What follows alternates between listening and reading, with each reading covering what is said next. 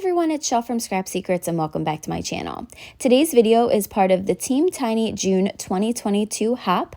Our theme for this month is shaped cards, and I'll talk a little bit more about Team Tiny as we're going through the video, but I wanted to show you a couple pictures of the shaped card that we're going to be making in this video. I'm using some Honeybee Stamps products.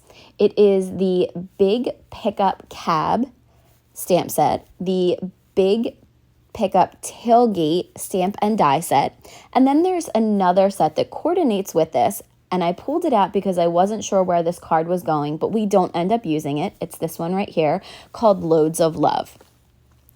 So we are going to be stamping these images in Versamark ink and heat embossing them so we can do some watercoloring.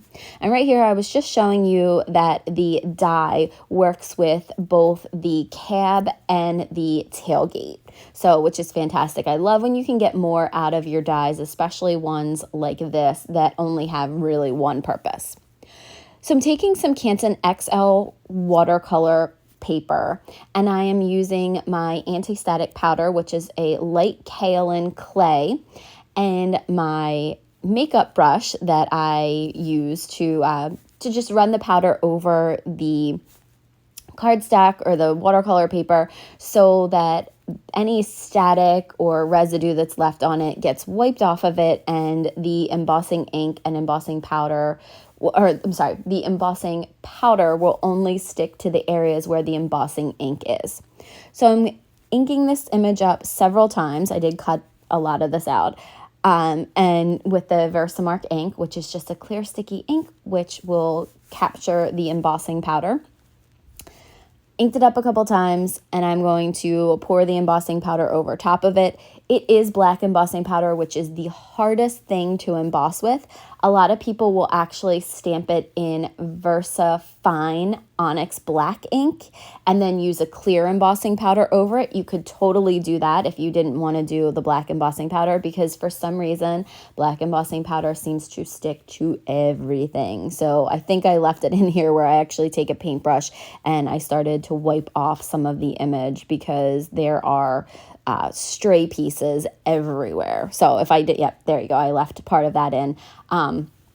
So I'm going to go ahead and do that, and you can see the image where I didn't get it stamped perfectly, but we're going to fix that in a minute. So I'm using my Wagner heat embossing tool to heat up the image. I let it heat up for a couple seconds off screen before I take it to the paper to try to minimize the warping. I did get a lot of warping on this one, so I also heat it from the back so that it would help the paper uncurl a little bit, because it did start to curl up. But it doesn't really matter because we're not using this full panel. We're actually going to cut it out to create the shaped card. So now I'm doing the same thing for the cab. I'm going to ink it up with that Versamark clear sticky ink. Several times I stamped this down after I put the powder over top of the paper just to make sure that there was no oils from your fingers or anything on there. You especially want to do this, like I said, when you use black embossing powder, because it sticks to everything. It took me a while to get that off of there to the places. Even using the light kaolin clay, it didn't help as much as it does with other colors, and I don't know why. If anybody knows why black just seems to be the hardest embossing powder color to use, let me know in the comment section. But I am doing that, and then I cut out I showed me dumping the embossing powder on there, but I cut out the heat embossing because this video was super long, and you already saw me emboss the first one. Did the exact same thing, let the heat gun heat up on the side, brought it over to the paper and heat embossed it. And you'll see this one turns out so much better than the original one. I actually got really good impressions, and all of the lines embossed really well. So it was user error the first time. 100% user error, because I just didn't make sure that everything's stamped down. Now on camera you're not going to be able to see the image when it's stamped down. In person you really can see, for the most part you can see where that image is. And also if you're embossing in black, you can also stamp it with some black ink, put the Versamark over top of it, and stamp the image down because you're going to cover it up with the black embossing powder. So now I'm going to show you how I fixed those mistakes that didn't stamp perfectly or didn't emboss perfectly. I'm taking a micron black pen and just going over the images, connecting the two lines where they were broken apart. When this is all said and done, you're not even really going to notice that these aren't embossed. It's not a big deal because it's not a huge area that didn't emboss, and you're using a black pen. And the point of it isn't to showcase the embossing, it's to showcase the actual image. So now we are going to pick out some watercolor crayons. Well, I have to tell you, I've had these for a little while. These were sent to me by a lovely woman named Phyllis. She sent me a bunch of products for the girls, and I put the watercolor crayons aside because I wasn't sure that they were ready for them. And I found them in one of my carts the other day, and I'm like, why haven't I even tried using them? I love using my Derwent Inktense watercolor pencils, so I was like, I must love these crayons too. I'm sure that, I've never used watercolor crayons before. I had so much fun using these. If you guys haven't had a chance to try out watercolor crayons, definitely try it. It is very similar to the watercolor pencils. Very similar results and techniques and kind of things. You can blend the colors together like I do with the watercolor pencils, put two down and then kind of blend them together. You can either on your project or on your mat. I found that first I started coloring on the image and then pulling the color off of that with some water on my brush. But I found the way to get the color that I wanted, which was like a very bright, intense color, was to go right to the crayon with the brush. So that's what I'm going to do. So while I'm coloring with these watercolor crayons, so thank you very much, Phyllis, if you're watching this video. Thank you so much for these. I'm definitely going to be using these with the girls because I think they're going to really, really love it. But now that you're watching me color, I want to talk to you a little bit about Team Tiny. So what is Team Tiny? If you're new here, welcome. If you're coming back, welcome back. We are a collection of YouTube paper crafting artists who have less than 1,000 subscribers. So you're not going to see ads on our channel. So there's no breaks in the videos. And we are actively looking to grow our channels. We all have different goals. Some of us, it's to get to 1,000, which is when we graduate from Team Tiny and you can become monetized. Some of it's just to have videos to make and a theme, and because some people have a difficult time when they sit down, like me, and everything is just in front of them and they're not really sure what they want to do. So sometimes it helps to have a theme or, a general idea of where you're going. And it also forces us to create content. And so everybody has their own different reasons for it, but there are usually about 12 to 15 people in each hop. It is a hashtag driven hop. So you want to make sure you click on the hashtag in the title and or the description box, and that'll bring up everybody's videos who are participating in this hop. Every month we have a different theme. We've had a bunch of new ones this year. We decided there are 3 admins, myself and Tara and Marie.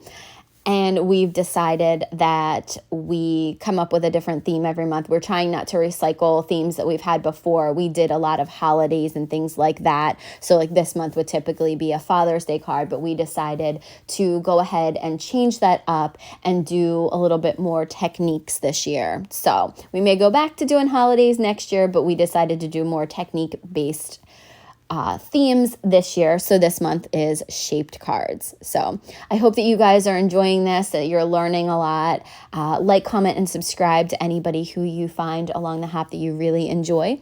And sometimes there are sponsored hops, and then other times there are just random prizes along the way. So you want to make sure you check out everybody's videos, not only to see the amazing projects that they've put a lot of time and energy into, but to also see if there are any prizes along the way. So thank you guys. We appreciate all the likes, the comments, and especially the subscribes. We appreciate you spending time watching our hop. So Okay, so that's about Team Tiny. So let's get back to the card. I am now finishing up. You can see that a lot of it is more intense than the front. And, I'm just kind of using the same techniques over and over again, is just going in and adding a little bit of water to my brush and picking up some color from the crayon. Especially, I'm using a couple different shades of red and reddish pink to add the color, and then to also add a little bit of darker shadows. I'm not really great with that, either with pencils or with these crayons. I do have to get a little bit more practice with that because I do need patience. I generally don't wait for the first layer to dry before I try to go in and put the shadows in. I'm going to have to learn to start doing that. So I'm going to finish up doing this, the back of the pickup truck. And you can see I wanted it to be like that vintagey red. When you think of like that old pickup truck that people use for Christmas pictures and things like that, I wanted it to be like that vibrant red with a little bit of rust on it. I've done this card in like the tealish blue color that you sometimes see these pickups into. So I love this stamp set, but like I said, I've never used the dies. So now that all of it's watercolored and it's dry, I am going to stamp on the license plate the big pickup tailgate has some really cute sentiments in there that you can stamp as license plates, and that one said Best Dad, as I wasn't really sure what I wanted to do. I cut out both of the front and the back, and now I'm going to show you how to connect it. So I just snipped off a piece of that same Canson XL watercolor paper, and I am scoring that piece down the center because I am actually going to create the image, the hinge that actually puts it together. So you just see me scoring right down the middle. I actually cut the piece to make it a little bit more even because it wasn't even. And then I am going to fold it and then cut off the excess. Now, you can do this two different ways. You can make a hinge like this, or what you could have done was you could have folded a piece of paper in half and then put the die on top of the folded piece of paper, run that through your machine, and then had created a shape card that way. So if I didn't have anything on the back, that's probably what I would have done. But because I did a front and a back image, I cut them out separately and then created a hinge. There's also a hinge in the House Builder set that you could use, and you could just cut it down to size, and you can use it for anything that you want to make a shaped card out of. So this is a super, super easy way to make a shaped card. Cut out two symmetrical images and then create this little hinge between them. I'm using my Be Creative Honeybee glue to glue them together. And then I just made sure to press it down with my bone folder because this is heavy cardstock or heavyweight watercolor paper, and just kind of gave it some time to let the adhesive go. And that is the shaped card. So you can see it stands up and the front and the back. I thought it was really cute. I didn't stamp a sentiment on the inside, but there you can see the front and the back, and I did the windows.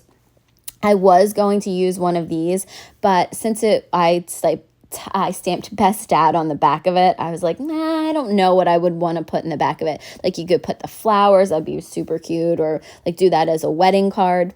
So the last thing I decided to do was use some of the glossy accents on the headlights as well as the windshield. And once that was dry, I took some pictures of it, and that is the end of the card for today. I hope that you guys enjoyed hopping along with us. Thank you for joining us. We really, really appreciate it. All the comments, likes, and subscribes. Oh, there will be pictures of the card coming up. Thank you guys so much for watching, and if you have any questions or comments, please feel free to leave them below, and I'll see you guys again real soon for another video. Bye!